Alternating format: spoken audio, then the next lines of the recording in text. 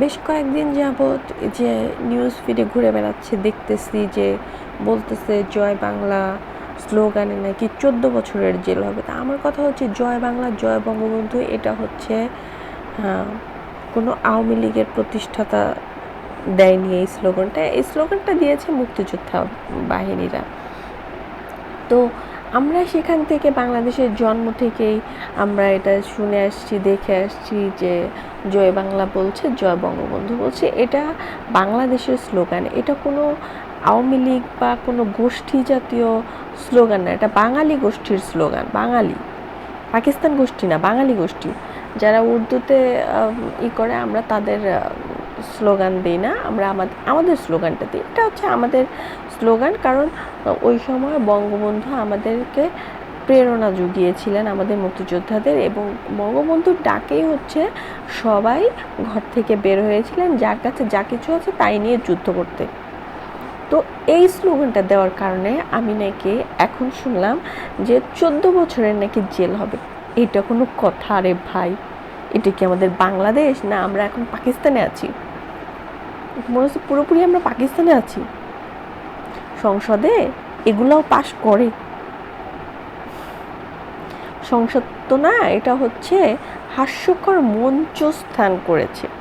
এটা সংসদ ভবন নেই এখন আর, এখন এটাকে হাস্যকর মঞ্চস্থান, যেখানে খালি হাসির খই ফুটবে, নিজের মন মতো খেয়াল খুশি যে যার যার মতো বঙ্গবন্ধুর ছবি টানাবে না, অথচ সংসদটায় বসছে, সেই সংসদের সেই আইসা বসছে, সংসদের সংবিধান পাল্টে ফেলবে। ভেবেছিলাম বিএনপি আসলে অন্তত সংবিধান পাল্টানোর চেষ্টা করবে না, কিন্তু এখন তো দেখছি বিএনপির রক্তও বেইমানি, সেও সংবিধানটাই পাল্টাবে।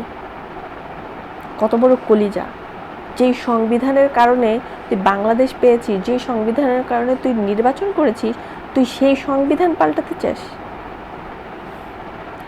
কত বড় বেইমান, কত বড় বেইমান! এগুলাই হচ্ছে মীর জাফর। এগুলার স্থান, এরা দুনিয়াতে যতই অর্থবিত্ত পাকার, যত যাই করুক, এগুলো মরে যায় না, বেহেস্ত খানা পাওয়া লাগবে না।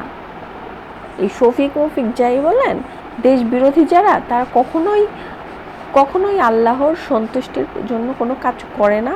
ওরা নিজেদের খেয়াল খুশি, ওরা এই ভুবনটা চেয়েছে, ঠিক আছে চাও, সমস্যা নেই, তুমি 14 বছরের জেল দিবা। মানে আমার এগুলো শুনেই মেজাজ খারাপ হয়ে গেছে। এটা কোন ধরনের কথা আমি বুঝতেও পারিনি। কতদিন ধরে আমি নিউজ ফিডে দেখছি, আর আমার কথা বলাটাও হয় না অনেক দিন যাবৎ। আমি বেশ কিছুদিন একটু গ্যাপ নিয়েছি, কারণ আমার এগুলা হয় কি, যখন আমি কোনো কথা বলার একটা পডকাস্টিং যে চ্যানেল ওপেন করব, বা আমি পডকাস্টিং শুরু করেছি, কিন্তু এটা পডকাস্টিং না, যদিও আমার চ্যানেলটা রিভিউ, প্রোডাক্ট রিভিউ এইগুলো আর কি করার জন্য করেছিলাম। কিন্তু মাঝখানে প্রোডাক্ট তো কেনা খুব কম হয়, তো এগুলো তো রিভিউ দেওয়া হয় না, আনবক্সিং করা হয় না।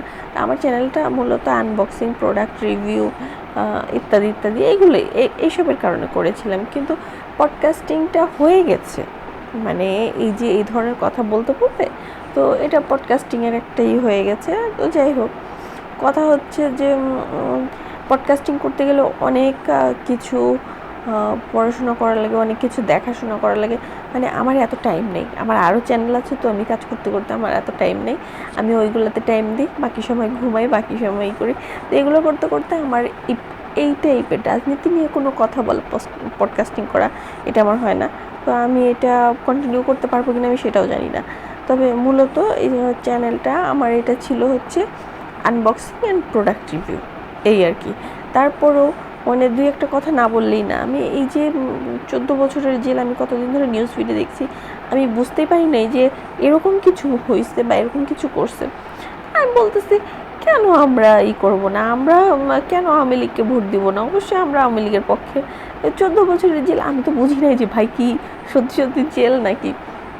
জেল হলো ভাই, আমি তো মনে প্রাণে বাঙালি, আমি কেন এগুলো মেনে নিব? আমি তো মনে প্রাণে বাঙালি। আর এই যে মানুষজন এই যে এগুলো বলতেছে, আমার আসলেই আমার কাছে মনে হয় যে নির্বাচনটাই খারাপ ছিল আমাদের জন্য। ঠিক আছে, আওয়ামী লীগ হোক, আওয়ামী লীগ না, বিএনপি হোক আর জামাত হোক, মনে হয় জাতির বেঈমান। এটাই হচ্ছে জাতির মির্জাফর, জাতির বেঈমান, বাংলাদেশের মির্জাফর, এগুলোই। এই জন্য সংবিধান পাল্টাতে চায় এখন। কেন ভাই সংবিধান পাল্টাবো কেন? আমার সংবিধান আমি কেন পাল্টাবো? ওয়াই? তুমি কোন সংবিধানের কারণে তুমি ওই সংসদে ঢুকছো? সেই সংবিধান তুমি কি করে পাল্টাতে চাও? এটাই আমার প্রশ্ন। তুমি নির্বাচন কোন সংবিধানের ইসে করছো, ভিতরে করছো? কোন সংবিধানের ভিতরে করছো যে এখন সংবিধান পাল্টাতে চাও? নির্বাচনে উত্তীর্ণ হইছো কি সংবিধান পাল্টাতে চাও? সংসদে গেছো কি সংবিধান পাল্টাতে হবে? আর জাতির বেঈমান।